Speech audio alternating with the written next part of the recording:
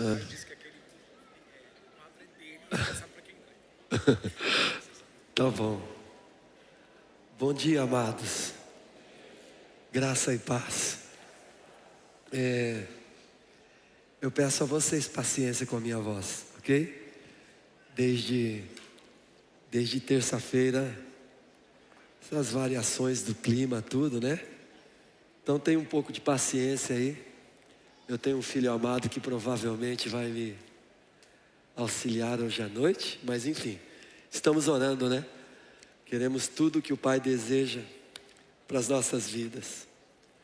Coisa boa, carregamos o nome da família, amém, irmãos? Somos a família de Deus. Coisa linda. Quero dar um bom dia especial para aqueles que estão conosco no online.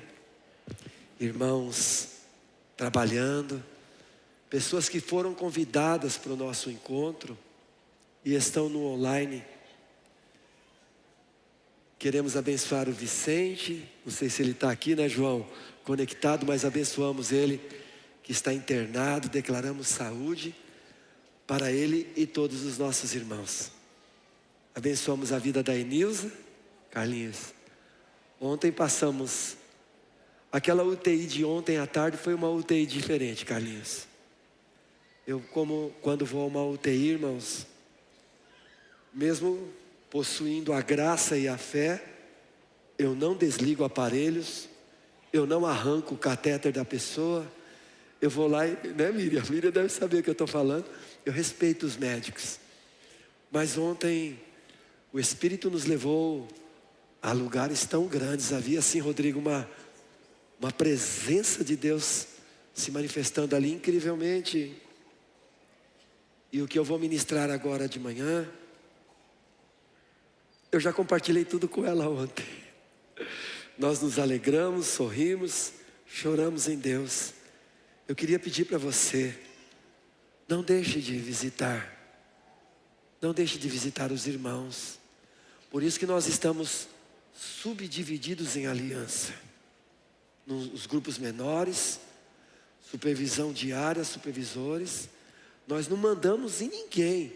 Nós só estamos subdivididos estrategicamente para o avanço do reino de Deus. Eu acho que eu precisaria de uma garrafinha de água. Uma garrafinha, nem um copo, sem gelo, se alguém puder me ajudar aqui. Nós estamos no segundo dia de jejum, ok? Acenda no sentido de aquecer ou no sentido de elevar-se. Como nós precisamos. Obrigado, viu, Beto? Tá fresquinha? Obrigado, irmão. O Ricardo falou que ia mudar o púlpito. Achei que estava bom, mas eu falei, não, posso mudar o púlpito? Pode, essa turma aí, essa geração maravilhosa, né? Eu acho que o púlpito que ele vai fazer tem um lugarzinho para colocar a garrafinha, eu acho. Mas como eu estava dizendo, o que eu estava dizendo? Do jejum.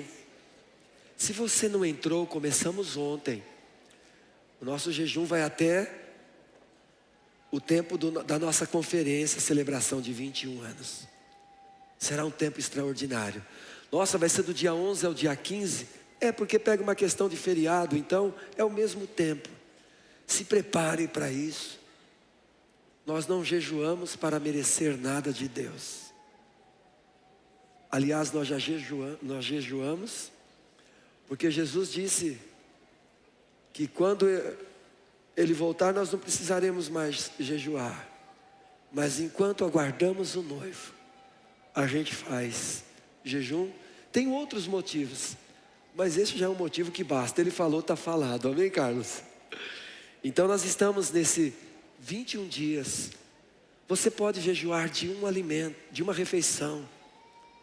De uma refeição.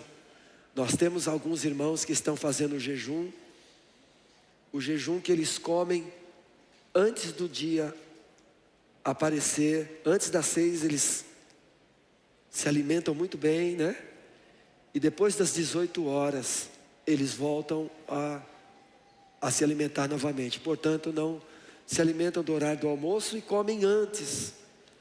Esse é um tipo de jejum. Você pode é jejuar do café da manhã, ou do almoço, ou da janta. Aqueles que têm já mais hábito, jejum 24 horas, algum jejum 3 dias.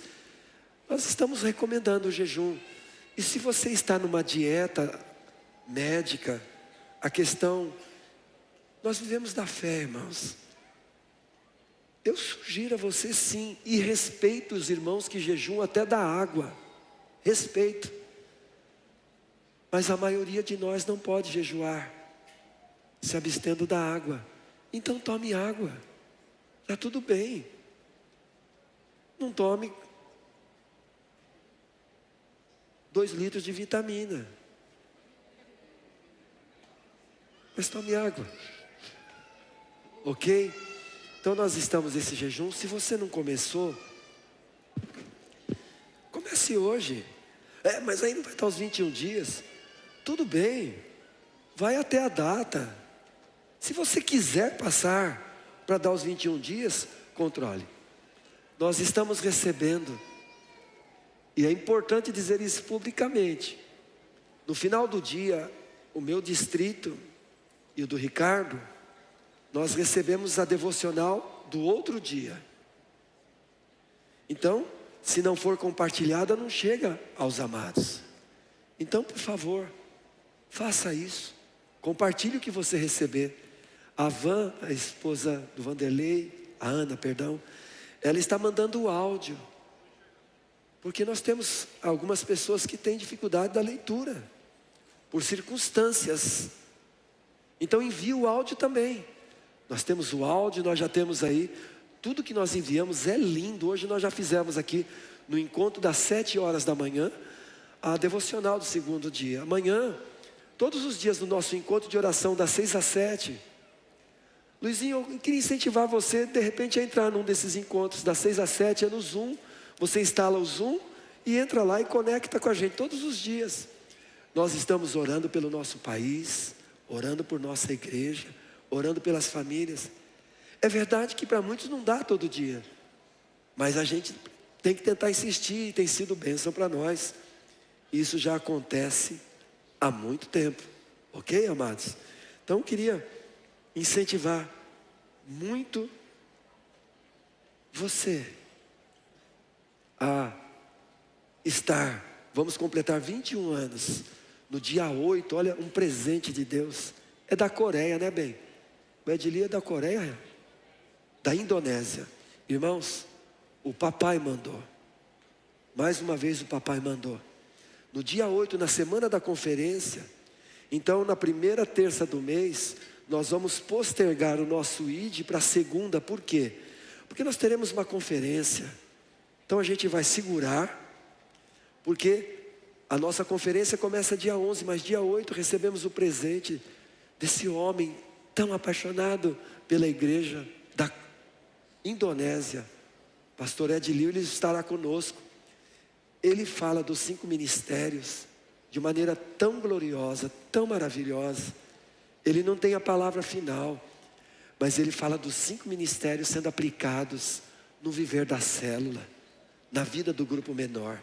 É assim algo extraordinário. Eu quero convidar você, mas acima de tudo, honrarmos a unção, honrarmos o que Deus entregou a ele. Ele é totalmente diferente do pastor Beto. Ele tem uma ênfase totalmente diferente.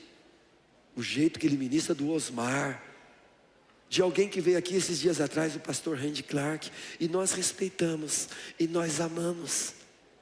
Nós não estamos aqui para escolher a unção que a gente vai respeitar e amar. Nós estamos aqui para reconhecê-las, e a partir do reconhecimento, amar todas. Amém? Amém, queridos? Diga para o seu irmão, eu carrego o nome da família. Amém. Vamos à palavra de Deus? Vamos à palavra? Vamos. Será que alguém poderia dar o microfone para o Haroldo orar? Você pode orar a respeito do que vamos meditar na palavra, Haroldo? Ore por nós, ore por mim. Ore por aquele que fala e precisa ouvir. E vamos orar, Haroldo, por aqueles que precisam ouvir. Quem tem ouvidos para ouvir, ouça. Mas todos têm. com algumas raras exceções, é mais do que ouvir, é ouvir com o Espírito. A palavra de Deus precisa ser ouvida com o Espírito. Se ela for ouvida só com a mente humana, ela pode se tornar morte, uma arma destruidora contra aquilo que não deveria ser destruído. Ela é uma arma destruidora contra tudo aquilo que deve ser destruído.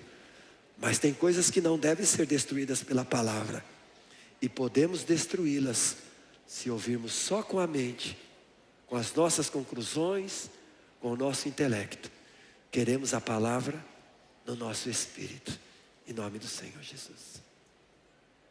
Pai Celestial, fala conosco, muito mais do que palavras humanas, venha diretamente do Teu Espírito, na boca do Teu Filho, tudo aquilo que necessitamos, o alimento tão necessário para a nossa vida, para o desenvolvimento e o crescimento. Aleluia. Seja nesta manhã derramado com abundância.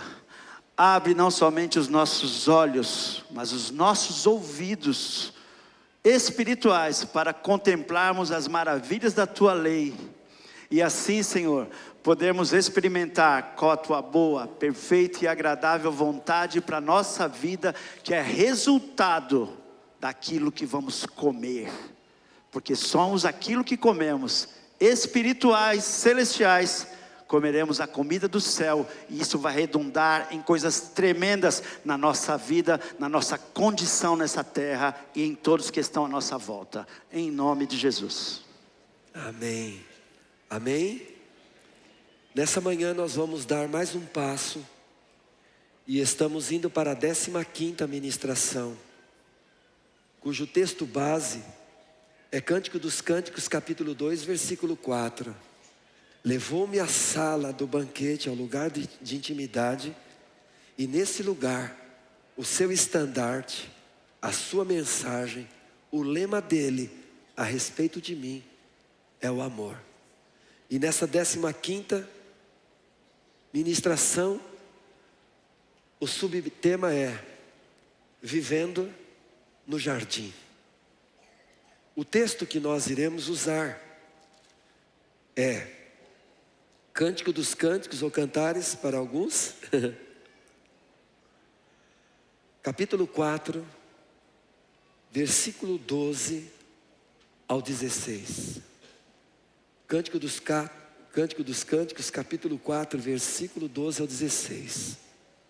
Continuamos e vamos por uma ministração não temática, mas expositiva, ok? Jardim fechado, diz o amado, és tu, irmã minha, esposa minha, manancial fechado, fonte selada. Os teus renovos são um pomar de romãs, com frutos excelentes, o cipreste e o nardo e o açafrão, o cálamo e a canela, com toda sorte de árvores de incenso, a mirra e aloés, com todas as principais especiarias. Continua dizendo o amado, és a fonte dos jardins, meu Deus, poço das águas vivas que correm do Líbano.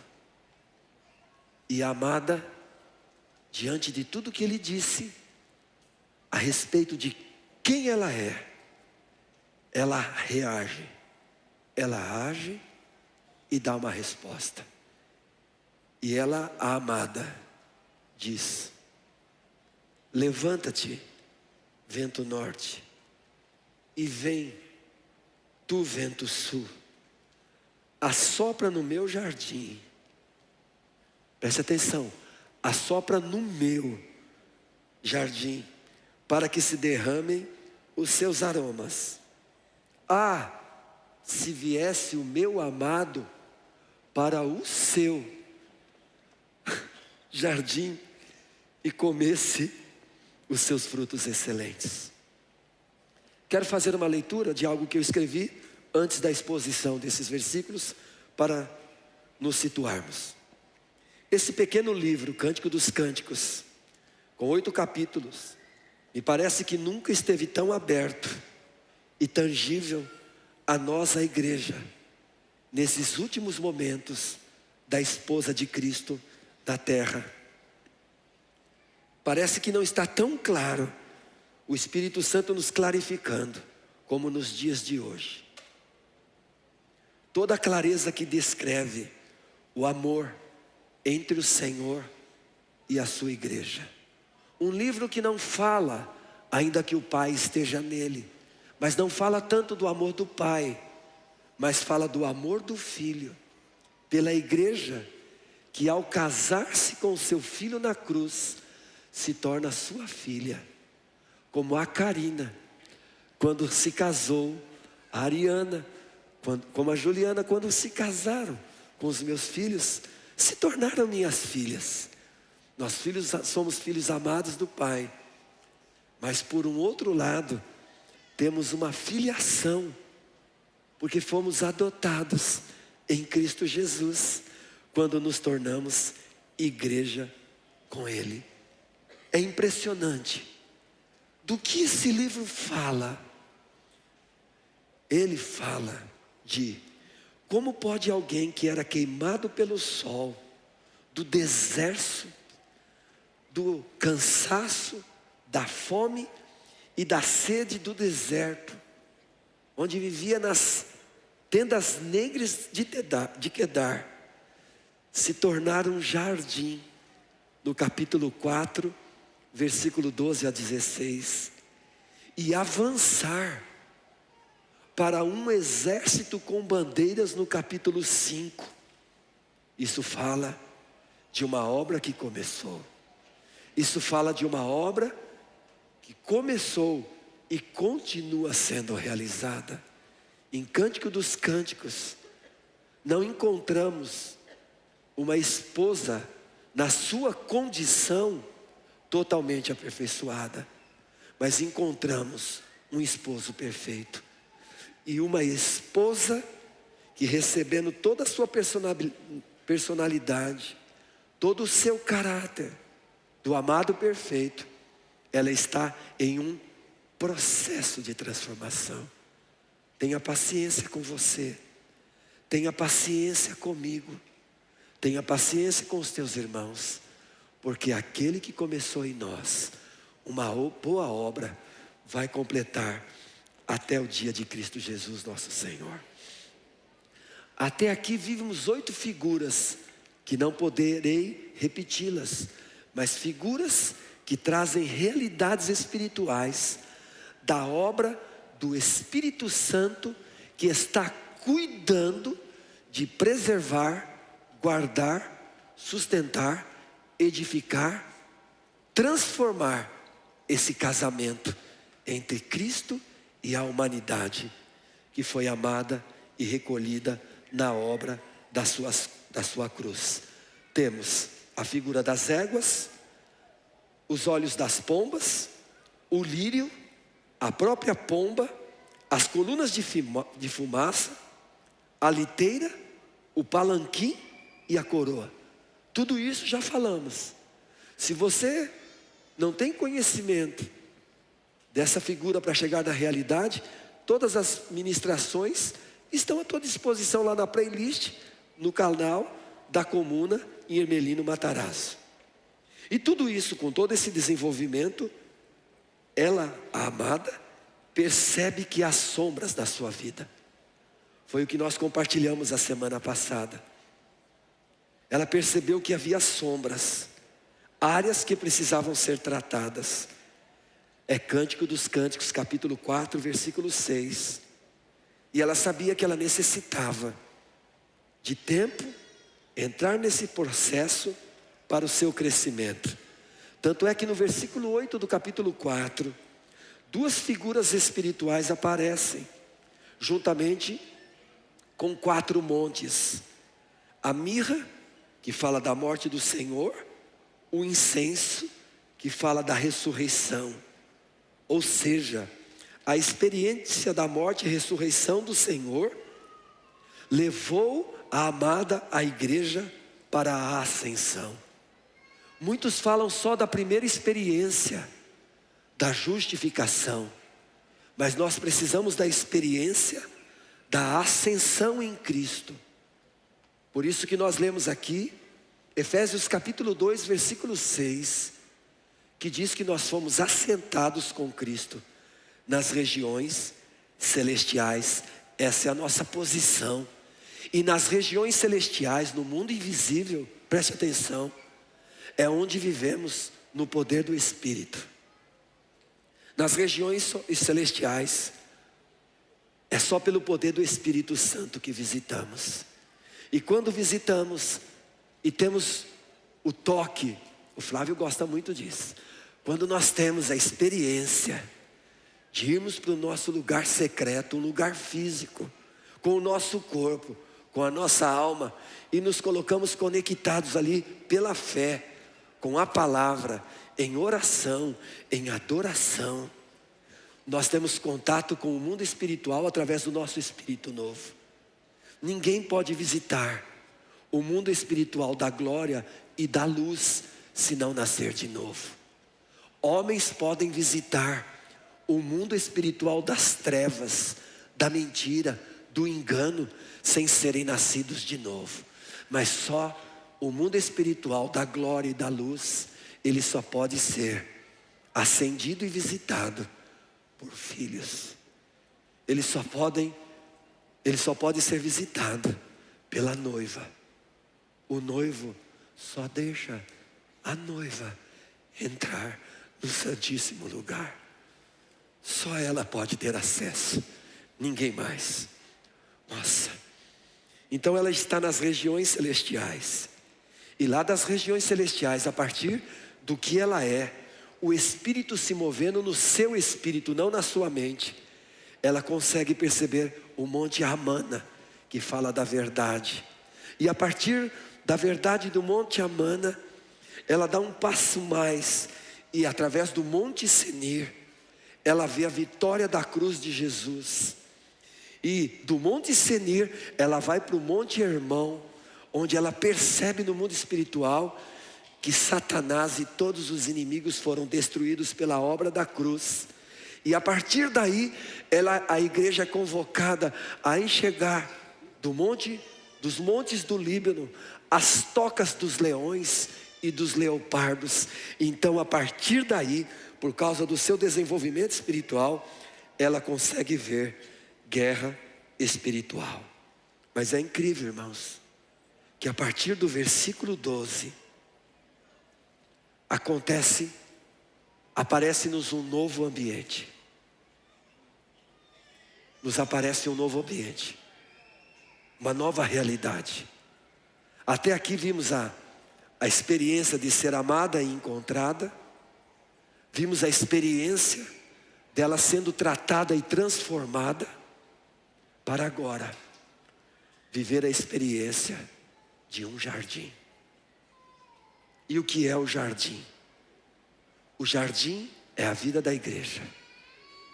Até aqui vimos a sua experiência pessoal, e tudo o que aconteceu com ela é porque ela precisa ser tocada para viver a experiência, não mais individual, mas a experiência coletiva da vida da igreja.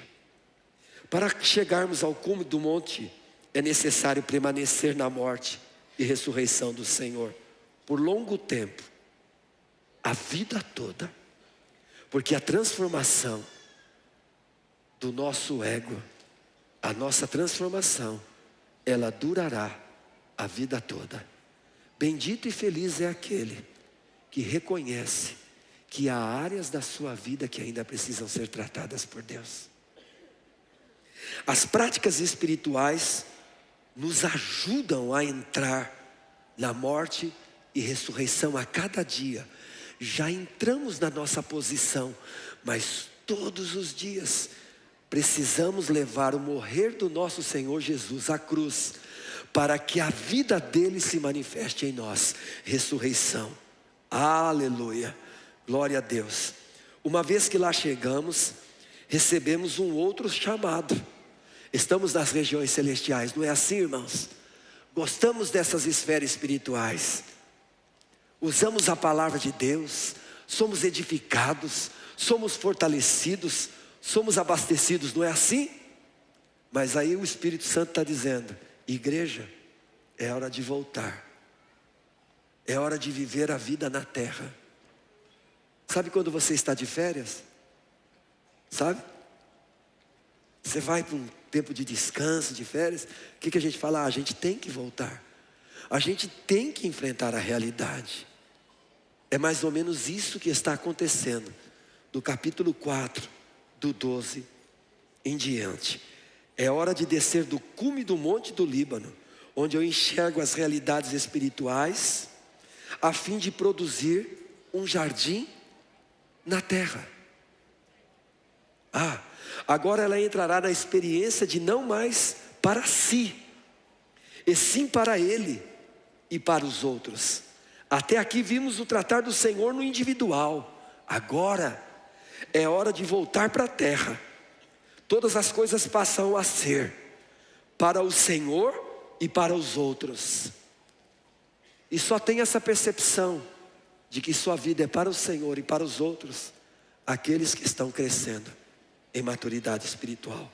Agora tem algo do Senhor brotando dela, não apenas brotando o Senhor nela, mas agora brotando dela, porque todo esse trabalho do Senhor nela vai transferir para a vida dos outros.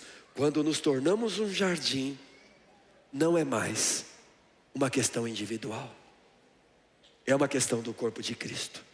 Nunca poderemos satisfazer pessoas e os outros que não estão vivendo nessa dimensão espiritual, de que porque foram justificados, amados, enxergam guerra espiritual e sabem que há uma guerra contra o jardim, para a destruição do jardim.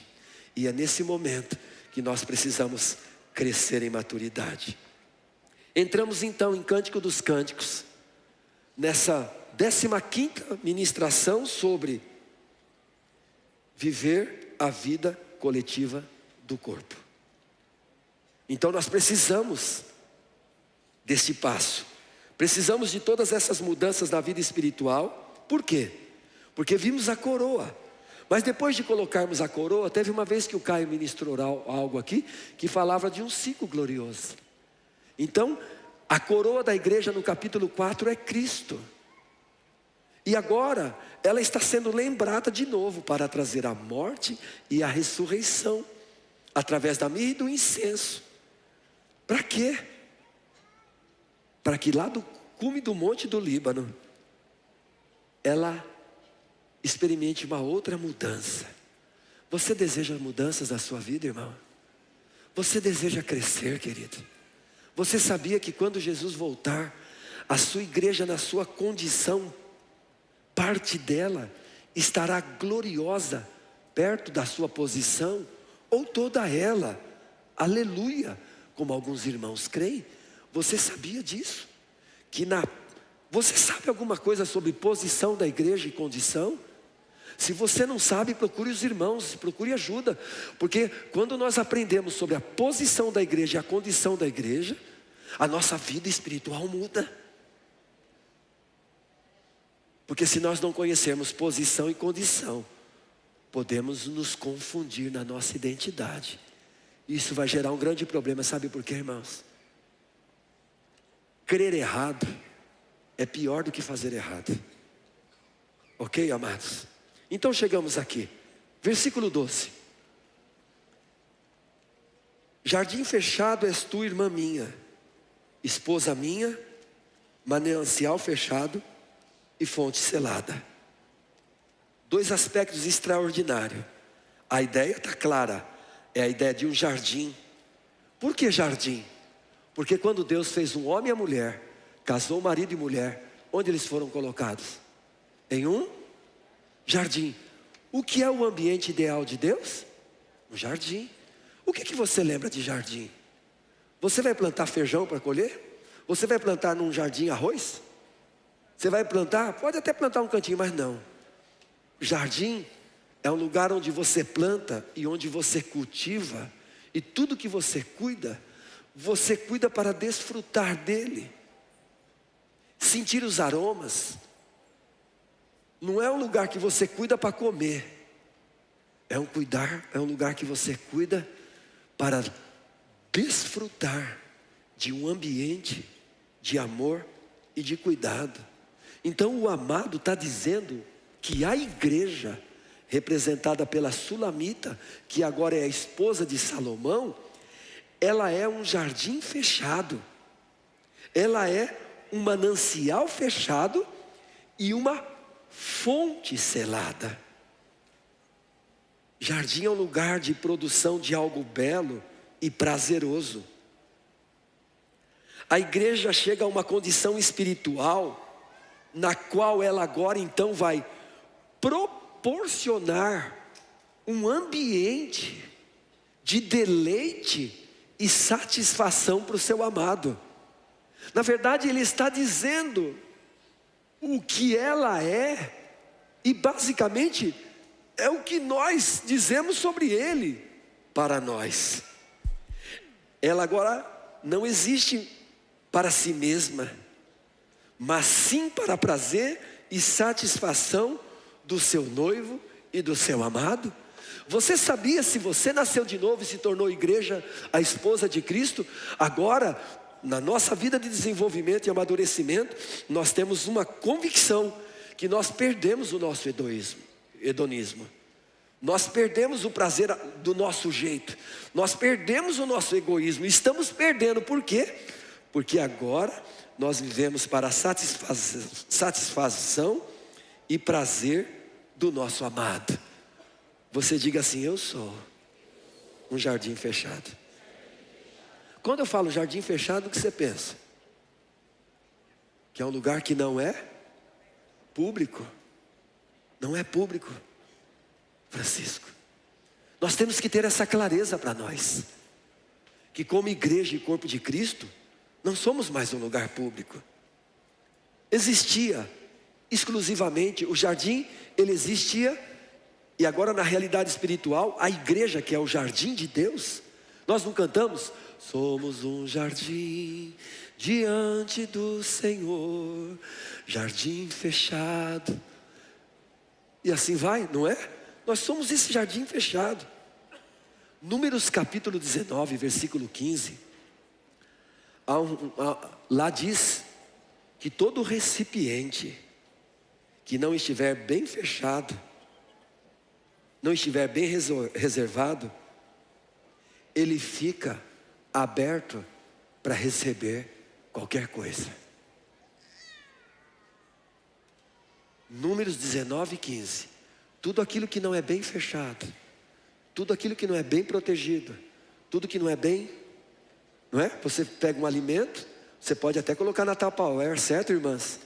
Mas mesmo colocando na geladeira, a gente precisa fechar muito bem. Olha que coisa incrível. E por isso que nós trazemos essa figura do jardim. Essas semanas, esses dias tem se mostrado, infelizmente, a mansão de um homem da sociedade faleceu. E a sua mansão foi invadida, porque não era mais uma propriedade fechada, era uma propriedade sem cuidado. Até um indivíduo brincou.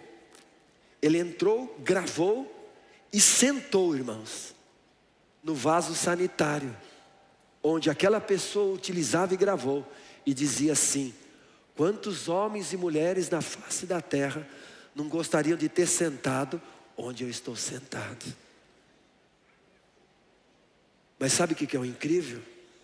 Ele não tinha direito por estar sentado naquele lugar, porque aquela propriedade não era dele. Ele invadiu. E nós, a igreja, irmãos, somos um jardim fechado.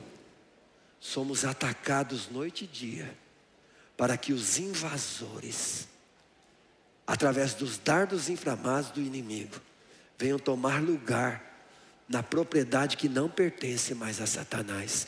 Nós pertencemos ao Senhor Jesus. Eu e você, se nós somos igreja, nós somos uma propriedade o quê? Exclusiva. Tem realidades que a Vanessa, ela é exclusiva do Ricardo. Mas há realidades que a Vanessa, por ser esposa do Ricardo, ela é exclusiva além do Ricardo. É exclusiva para o Senhor. Percebe a analogia? Eu quero ler. Quando você fala de jardim fechado e o manancial fechado, nós estamos falando de pertencimento e de santidade. Eu quero ler com vocês alguns versículos. Olhem comigo. 1 Pedro capítulo 2, versículo 9. Vós sois, falando com a igreja, a geração eleita, o sacerdócio real, a nação santa, o povo o quê? Algumas versões falam o quê? O povo exclusivo. Percebe que nós somos? Ele está falando que nós somos. Então nós precisamos nos apossar de quem somos. Um dos principais problemas nossos da igreja nesses dias, irmãos, depois de nos tornar igreja, é não acreditarmos em quem nós somos. E nós somos uma propriedade dele. O capítulo 1, versículo 16 de 1 Pedro, o que diz? 1 Pedro 1,16: sede santos, porque eu sou um jardim fechado. Nós somos o que, irmãos? Nós somos o que ele é. Eu me casei com a Beth, misturei-me com minha esposa, me tornei uma só carne com ela. Eu sou o que ela é e ela é o que eu sou. E nós, a humanidade redimida, fomos casados com Jesus naquela cruz. Então, se Deus é Espírito, há um lugar em nós que nós somos o que Ele é, e Ele é o que nós somos. Tome posse disso em nome de Jesus. Vamos aplaudir com a nossa irmã a palavra de Deus.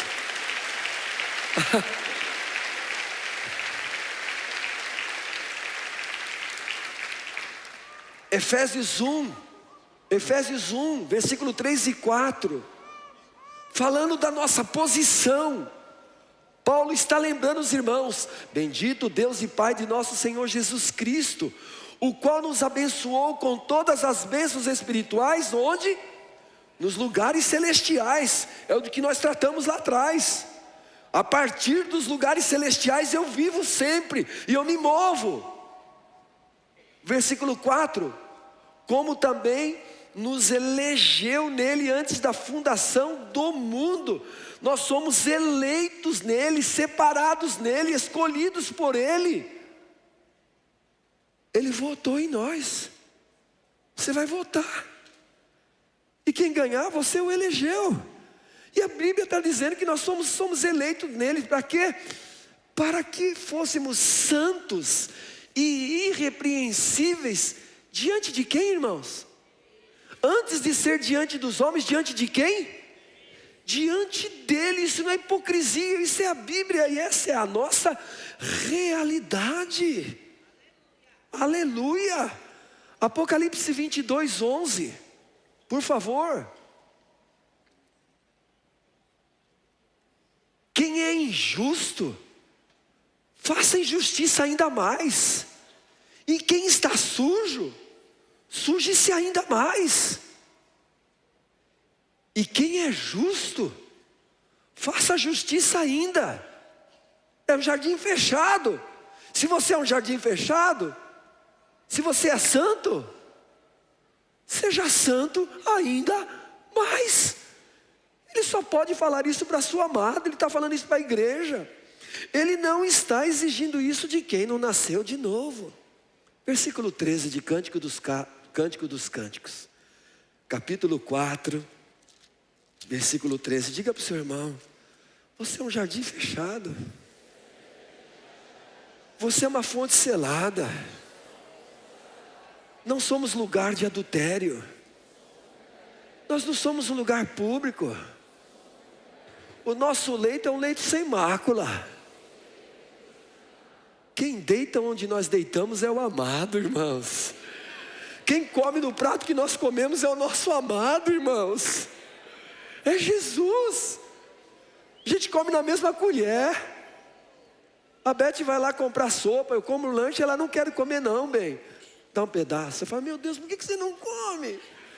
Por que você não pede um? Mas essa semana eu me vi. A Beth está numa mania de sopa, mano. É uma coisa doida. Aí a gente foi lá. Essa semana eu me peguei. Por favor. Você não quer uma sopa? Não quero não. Vou comer o dela. O dela é meu. Comi o dela, amados. Vamos aqui. Versículo 13. Ele diz que, sobre a sua igreja, os teus renovos são um pomar de romãs, com frutos excelentes, o cipreste e o nardo e o açafrão, o cálamo e a canela, com toda sorte de árvores de incenso. O incenso aqui fala não só de oração, mas de vida e ressurreição. A mirra e aloés, com todas as principais especiarias. O que isso está dizendo? Está falando de plantas, está falando de brotos ou rebentos. O que faz brotar? O que faz arrebentar o fruto?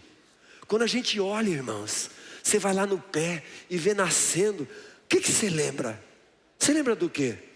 Eu lembro de poder, o poder da natureza. Você planta aquela semente, ela vem lá, a árvore vem o pé e explode para gerar outros. Ele está dizendo que a igreja, ela está em poder. Ela vive no poder. Por isso que Jesus disse para os discípulos em Lucas 24: não façam nada até serem cheios do Espírito Santo. Mas por quê? Porque vocês receberão poder ao vir sobre vós o Espírito Santo. Aleluia.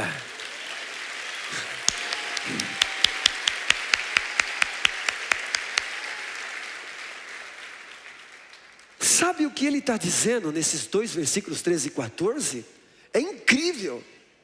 Como nós que nos tornamos tão desagradáveis a ele quando nós caímos em Gênesis 3, nos nossos pais Adão e Eva, ele está dizendo como nós hoje podemos ser agradáveis a ele. É disso que ele está falando nesses dois versículos. Olhe comigo, Colossenses capítulo 1, versículo 9, 10 e 11. Podemos agradá-lo. Eu quero te perguntar, o amado agrada a você? Jesus te agradou? Jesus te agrada? Você sabia, irmãos, que estamos vivendo um tempo de uma geração? A Beth fala isso e nós oramos sobre isso em casa. A Beth fala quase todo dia isso.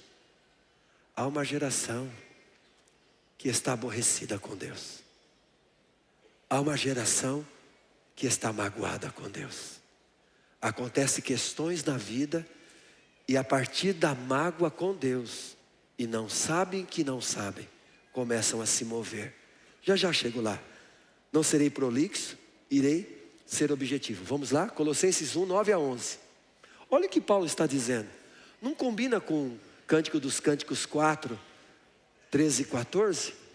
Por esta razão nós também, desde o dia em que ouvimos, não cessamos de orar por vós e de pedir que sejais cheios do conhecimento da sua vontade, em toda a sabedoria e inteligência. Versículo 10. Para que possais andar dignamente diante do Senhor, agradando-lhe em tudo. Olha lá, frutificando em toda a boa obra e crescendo no conhecimento de Deus. Paulo estava orando para que a igreja atingisse isso. Você está orando pelo seu irmão para que ele atinja isso? É possível. Você está orando por mim, eu estou orando por você, para nós atingirmos isto. É muito glorioso, é sensacional. O que é isso? Isso é 2 Coríntios capítulo 9, versículo 8. São os frutos da graça. Olha o versículo 15 de Cântico dos Cânticos 4. Ele está falando de quem ela é, do que ela se tornou, Porque ela saiu do deserto debaixo de uma coluna de fumaça, no poder do Espírito Santo. Agora ela reconhece quem ela é. E agora então temos aqui o versículo 15. Ele repete, irmãos. Ele diz que ela não é apenas um jardim fechado. Mas ele fala no versículo 15 que a igreja é uma fonte de jardim e um poço de águas vivas. Está escrito: és a fonte dos jardins. Você que está lendo comigo na tua Bíblia e está anotando, quando você chegar aí a fonte dos jardins, coloca bem pequenininho, João capítulo 4. E quando você encontrar aí o manancial de águas vivas, ou correntes de águas vivas, coloca João capítulo 7, que são os dois textos que ligam muito diretamente esse versículo 15. Uma fonte de jardim, um poço de águas vivas. Irmão, se você tem um jardim na sua casa, e você constrói o seu jardim, e nesse jardim tem uma fonte de água viva. Quando eu li esse texto, eu lembrava muito do meu cunhado Pedro. Depois de uma semana de oração, que eles foram fazer de evangelismo na nossa casa, o primeiro dia que eu tive um contato com ele estava sentado, sem camiseta. Ele vinha de um processo de recuperação de tuberculose. Na rua Cotinga, perto de uma chácara, ele estava sentado perto de uma mina de água, em Vila Nova Curuçá. Era incrível aquela mina.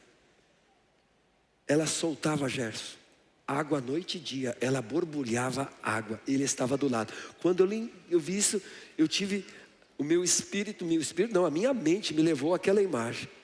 Para que você faria? Para que você teria num jardim um poço? Quando você lembra de um poço, você lembra do quê? A gente tinha poço em casa. Os jovens aqui nem sabem do que nós estamos falando. Se falar então do sarilho, de corda, precisa comprar corda em casa, igual aquela mulher de João 4. Para quê? Para puxar água. Arrebentar a cabeça no negócio lá, puxar água, soltava, né, Trindade? Meu pai, um dia, eu vi o meu pai rasgando a cabeça para tirar água. Para que você coloca um poço e uma mina de água no jardim? Para que você faria isso no jardim? Hein? Um poço é um depósito de estocagem de água. E a fonte borbulha e faz brotar torrentes de água. O poço refere-se a quê? À profundidade.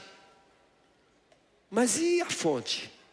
A fonte refere-se a um fluxo que estimula e torna-se o quê? Contínua. Por isso que em João 4 Jesus disse: você, mulher, você vai se tornar um jardim fechado meu. Você, mulher, está cansada, você já está indo aí para o 6º casamento porque você está atrás de mim. Eu sou o que você está procurando. Eu vou fazer de você, mulher, um jardim fechado. E sabe o que vai acontecer? Vai ter uma fonte, um poço dentro de você. Tem uma fonte. E dessa fonte que eu vou fazer de você, João 4, vai surgir um rio de água viva. A igreja é a possuidora de uma fonte que é Jesus, e rios de água viva, que é o Espírito Santo, em João 7, que flui o quê? Constantemente. Irmão, não para na experiência da Páscoa. É necessário ir para Pentecostes. Eu sou uma fonte, Páscoa, nasci de novo, mas eu sou uma fonte que jorra a água da vida, João 7, para a glória de Deus, para vivermos nessa terra, a partir das regiões celestiais, segundo o querer do Senhor na nossa vida, irmãos. Diga amém. Gênesis 2:10, o que fala? Que o Senhor criou Adão e Eva e colocou-os onde? Colocou-os onde? Em um jardim. Não esqueça do jardim. O que Satanás fez, irmãos? Tentou Adão e Eva. O que Deus teve que fazer? para que este casal não coma da árvore da vida, visto que comeram da árvore do conhecimento do bem e do mal, Deus os expulsou do jardim para que não comessem da árvore da vida e vivesse eternamente. Isso foi a queda, não foi? Então, mas já passou. Agora nós já estamos até no reino, nem na redenção. Porque na redenção, Ele, pelo sacrifício do seu Filho, Ele nos levou de volta ao jardim e nos tornou um lugar onde Deus pode habitar e fluir rios de água viva. Diga aleluia. Amém, irmão. João 4,14, uma fonte de água viva. João 7,38, um manancial de água vivas. É isso que refere o versículo 15 da igreja que está crescendo no poder do Espírito Santo de Deus. Amém? O rio de vida, com seu frescor constante, descreve a obra e a função do Espírito Santo, que não está completa na vida de cada um de nós, para a glória de Deus. E eu quero aqui então terminar o versículo 16. Porque até aqui quem está falando? Quem está falando? É Jesus sobre a sua igreja. De quem é o jardim? De quem é a igreja, irmãos? Quem que cuida da igreja? O Senhor. O que é a igreja? Um jardim. Que tipo de jardim? É um jardim fechado. E ela tem fontes. E ela tem um manancial de vida. Onde Jesus habita? Em mim e em você. Que nós possamos tomar posse de tudo isso.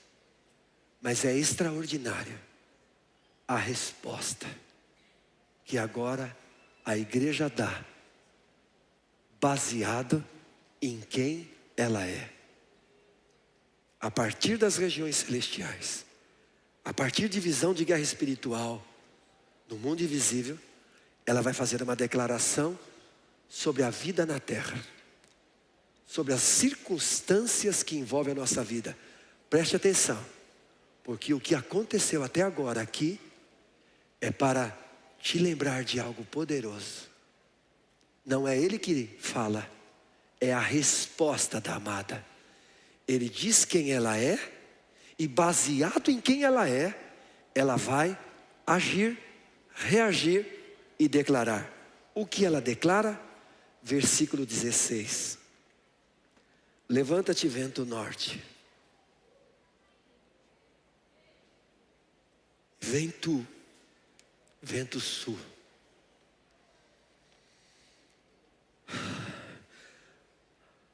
Assopra no meu jardim. Ela está falando que o jardim é dela, que ela tem responsabilidades nesse jardim, mas ela está crescendo. E ela diz: para quê? Para que vento norte e vento sul? Sopra no jardim, para que se derrame os seus aromas. E ela termina, ela está cantando. Ah, se viesse meu amado. Ué, mas Jesus já veio. O que quer dizer o viesse? Experiência diária.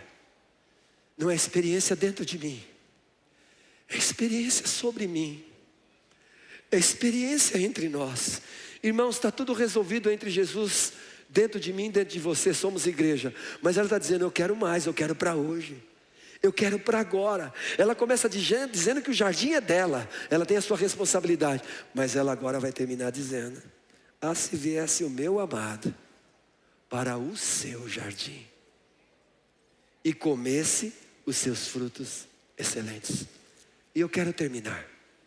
Passei 1 minuto, mas vou terminar, vou ser objetivo. O que quer dizer isso? Ela diz: levanta-te. Pelo poder do Espírito Santo, ela clama por 2 ventos. Então nós precisamos entender o sentido espiritual dos 2 ventos. O que é o vento norte? Eu quero primeiro falar do vento sul. O vento sul é o vento agradável. O vento sul, ele é brando. O vento sul, irmã, é aquele ventinho que quando você está no teu quarto com um pouco de calor, você abre a janela e ele bate. O vento sul é uma brisa que te dá prazer. O vento sul é aquele vento que você gosta que bata em você quando você está na praia no calor. O vento sul é o vento agradável, é o vento gostoso. O vento sul é o vento dos dias deliciosos. O vento sul é o vento de quando todas as coisas aos nossos olhos estão correndo tudo muito bem. O vento sul é o vento quando tudo está dando certinho, Trindade. Triale. É o vento sul. O vento sul é o vento quando você recebeu a notícia da gravidez. E toda a gravidez está indo muito bem, está tudo sendo desenvolvido. O vento sul é o vento quando você foi promovido no seu trabalho. O vento sul é o vento quando você de repente se casou. O vento sul é o vento de quando você comprou por 10, você vendeu por 20. Você teve lucro.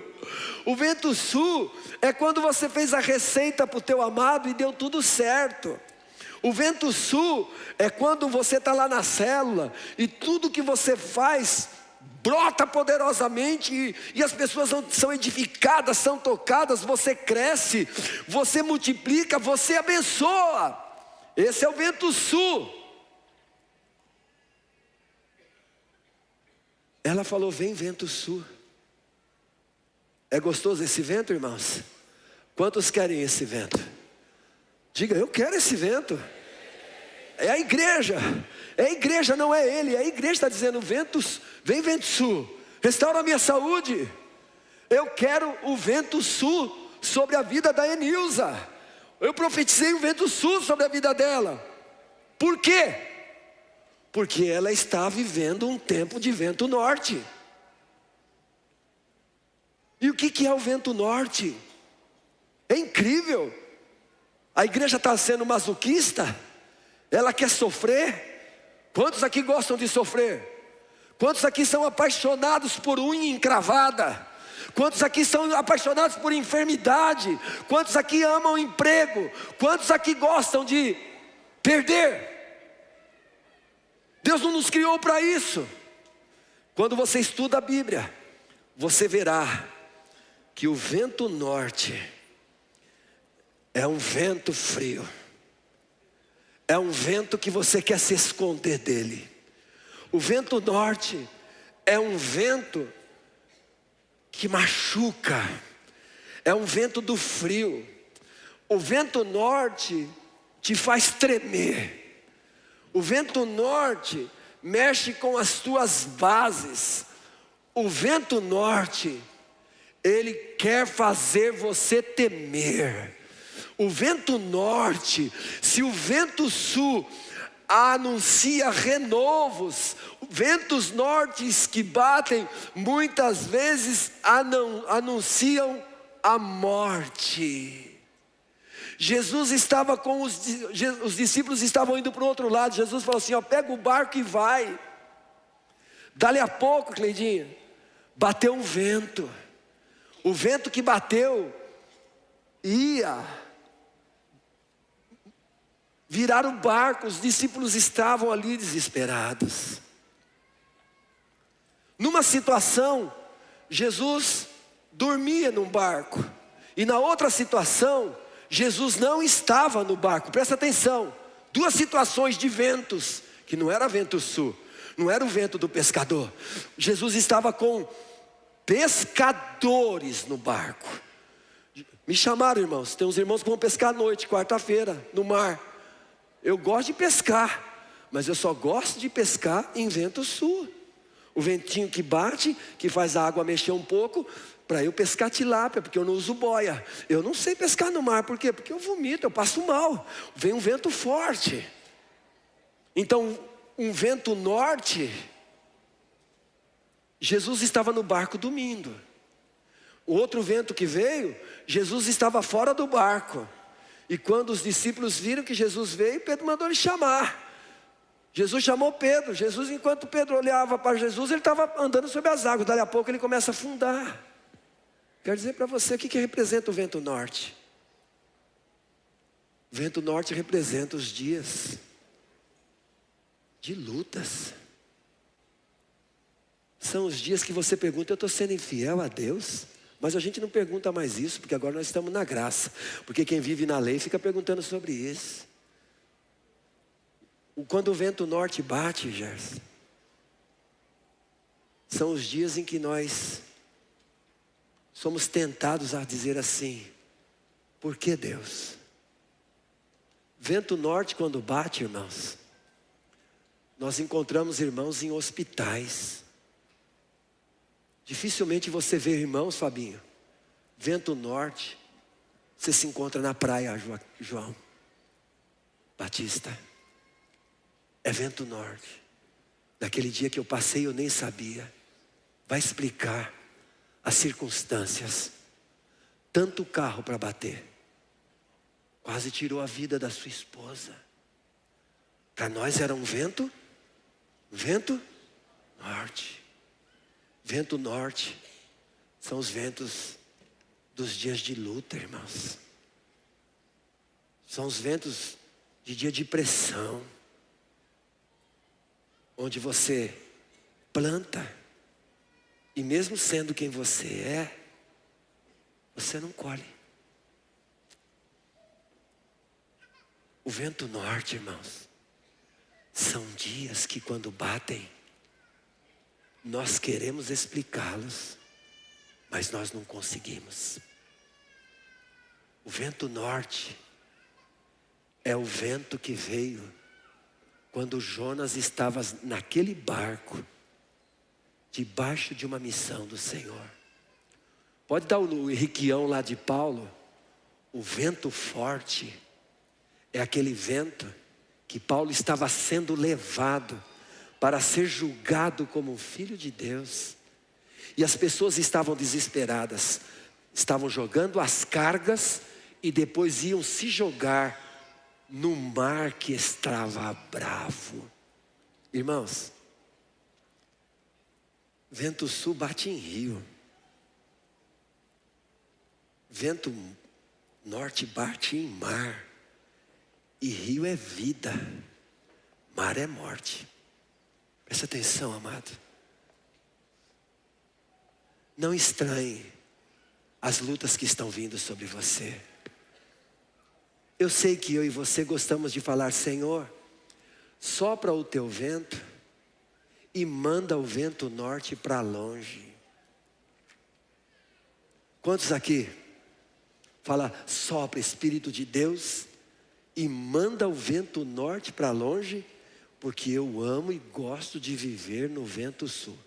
Quem gosta do vento sul baseado no que ouviu aqui nessa manhã? Vento sul, irmãos. Pô, maravilhoso, mãe. Você vai lá na escola, o diretor diz assim: o teu filho é uma voz de Deus aqui nessa escola. Aí depois que você é chamado na escola, o seu filho estava com uma cambada de amigos destruindo a van do professor, o carro do professor. Vento norte. Vento sul é vida. Vento norte, irmãos, é tudo aquilo que parece que é morte. Por quê? Por quê? E termino nessa manhã. Por que a amada falou assim: vem os dois ventos?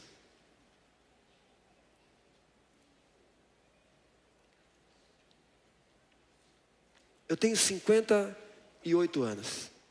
Vou fazer 59. Entrei no dia 1 de dezembro de 1973 em uma igreja local e nunca mais saí. Você tem noção do que já passamos na nossa vida, na nossa família, de vento sul? Mas quantos ventos norte? Você já passou por vento sul? Pergunta para os meus irmãos, que humanamente, ainda que não deveria ser, mas nós temos uma humanidade, separação física de parente é um vento norte, porque dói. Guerras, divisão, mentiras, são ventos nortes. Quantos aqui tem facilidade de lidar com o vento norte? Levante a sua mão. Quantos tem?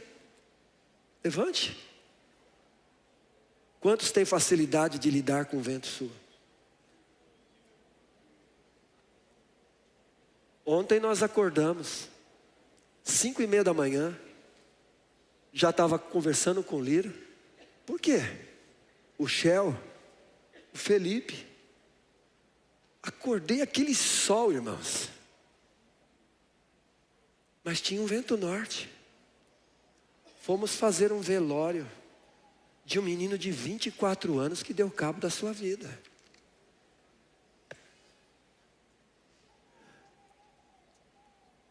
Diga para mim, às vezes de sábado de manhã, a gente vai lá na maternidade Santa Joana, com um buquê de rosas, para se alegrar com os filhos dos nossos irmãos que nasceram. Mas às vezes, a gente tem que ir lá na maternidade, para orar pela nossa irmã amada, o jardim fechado, fonte, manancial de vida, que teve que tirar a trompa, porque o bebê foi gerado na trompa. O irmão que descobriu que está com nódulo, que está com câncer. Por que a amada falou do vento sul e do vento norte? Porque ela está crescendo. Ela não é mais uma criancinha.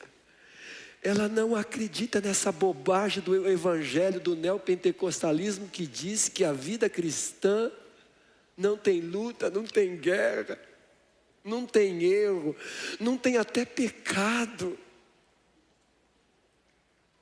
Porque, irmãos, aprendemos um evangelho que só fala, Reinaldo, de vento sul.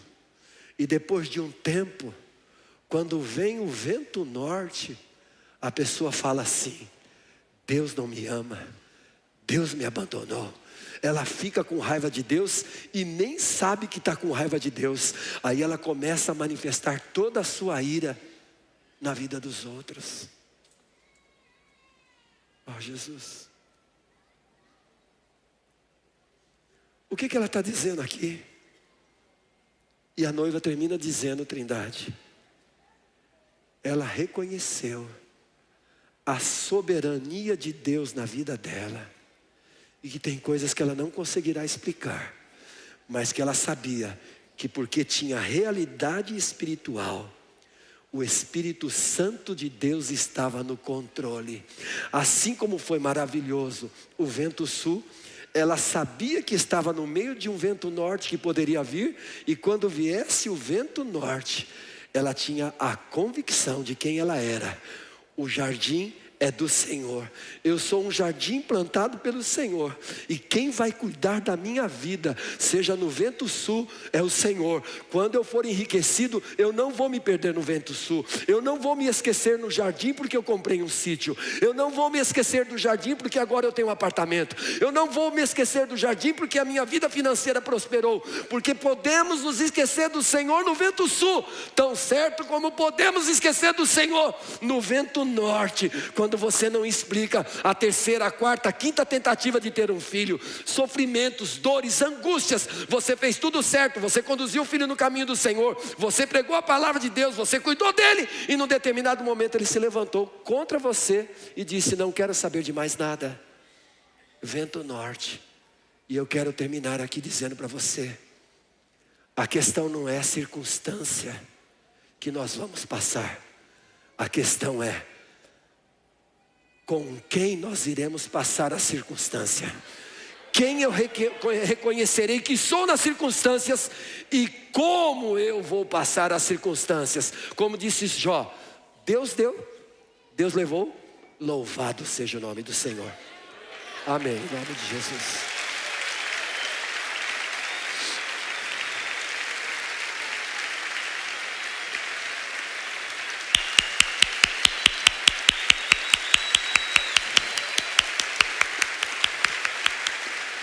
Oh!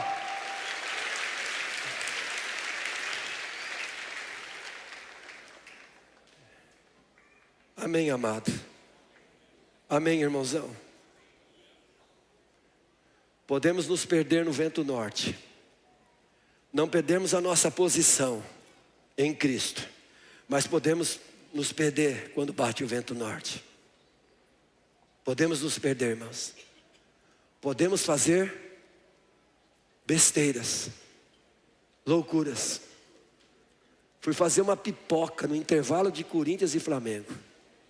A coisa estava indo muito bem, fui fazer uma pipoca, mas levei uma queimada. Meu, como dói. Aquelas pessoas pulando daquele edifício. Uma tempestade. Nos dias de tempestade a gente quer o quê, irmãos? A gente quer fugir. Por quê? Porque a gente não tem toda a capacidade que a gente pensa que tem. A gente não tem.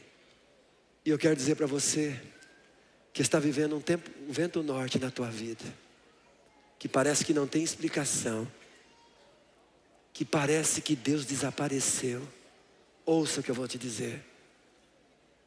O vento norte são ambientes que o Senhor nos permite passar para que sejamos aperfeiçoados. E tudo que acontece no vento norte se torna matéria-prima para testemunhar a grandeza de um pai de amor que não se esquece dos seus filhos e de um esposo que cuida bem da sua amada. Em nome de Jesus, se coloque em pé, irmãos.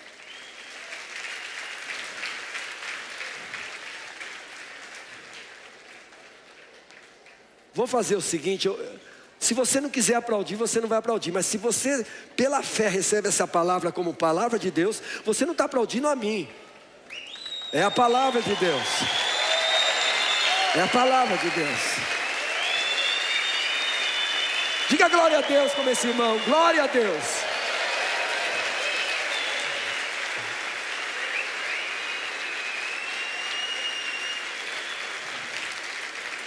Feche os seus olhos em nome de Jesus.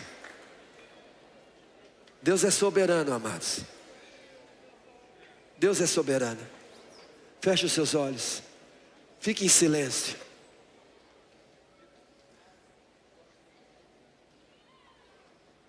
Como uma igreja, Senhor, que na sua posição já está consolidada, mas na sua condição de vida na terra precisa da tua obra.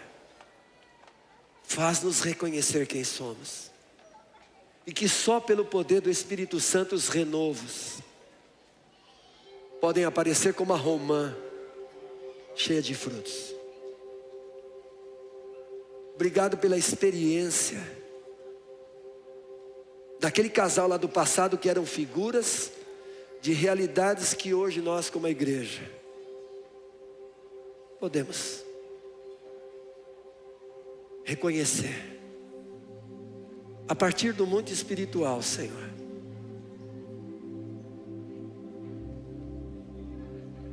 Eu não posso fazer, Pai, o que só Tu podes fazer nessa congregação, porque muito do que essa congregação, aqueles que estão me ouvindo, necessitam do toque, eu também necessito.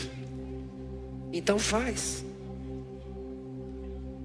aqueles que passaram pelo vento sul, não souberam lidar direito com ele, reconhecerem a graça. Faz aqueles que passaram, estão passando pelo vento norte, estão com problema na sua identidade. Tu não és esposo, Jesus, que esquece da tua amada. Obrigado porque a nossa vida é além do que os olhos podem ver. A nossa vida é além do que os ouvidos humanos podem ouvir. A nossa vida é além daquilo que podemos ou não podemos explicar. É além. Nós só queremos te pedir: mantém-nos como uma igreja submissa à tua soberania. Mantém-nos como uma igreja que caminha e vai debaixo de todas as tuas realidades. Foi o Senhor que disse: no mundo tereis aflições. O Senhor avisou a gente. Foi o Senhor que nos avisou. Queremos terminar essa manhã nesse culto, Senhor, nesse encontro da família, nesse ambiente de graça, diante de irmãos que estão vivendo vento sul, e no mesmo ambiente, irmãos que estão vivendo vento norte. Queremos dizer: obrigado porque o Senhor vem no teu jardim. Você é capaz de levantar as tuas mãos e dizer: obrigado porque o Senhor vem no teu jardim.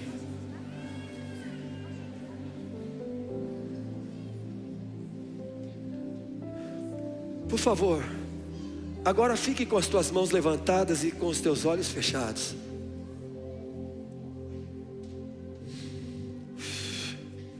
Há um trabalho do Espírito Santo de Deus entre nós todos os dias. O Espírito Santo está peneirando, está trabalhando a sua amada. O Ricardo, há uns 3 meses atrás, vem falando: Nadinho, Faraó está matando os filhinhos, porque ele sabe que Jesus vai nascer. Meu Deus. Ouça isso. O desenvolvimento espiritual e uma vida no Espírito Santo todos os dias, uma experiência não na mente, irmãos, mas no nosso espírito, vai nos levar a um lugar, ao ponto de declarar o que Paulo declarou. Ele disse assim: eu sei estar abatido, vento norte. Sei também ter abundância, vento sul. Em todas as maneiras e em todas as coisas, vento norte e vento sul, ganhando, perdendo, alegre ou triste, na vida ou na morte, diante dos homens, diante dos anjos.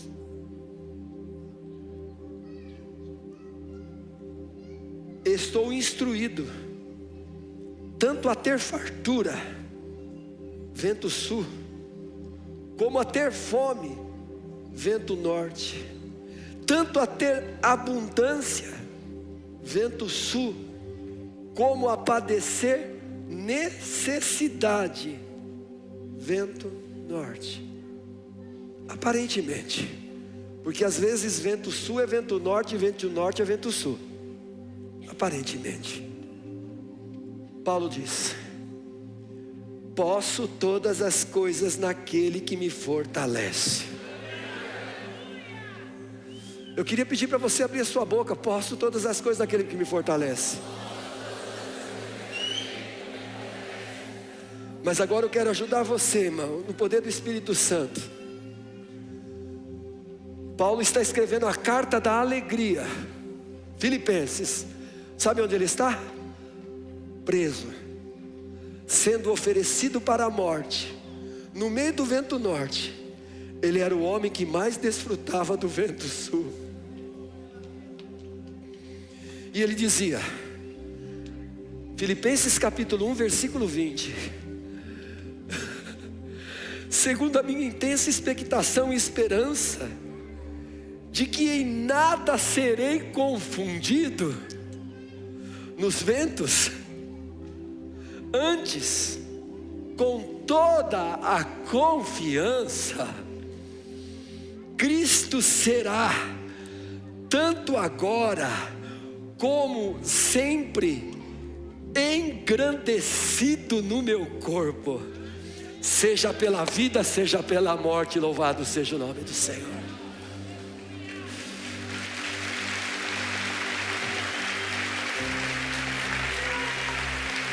Bate palma bem forte pela fé. Bate palma bem forte. Cântico dos Cânticos. Cântico dos Cânticos, não é Eclesiastes, é Cântico dos Cânticos. Cante. Cante. Cante no vento sul. Cante na praia, mas cante no hospital. Cante no nascimento, mas cante na morte. Não pare de Cântico dos Cânticos.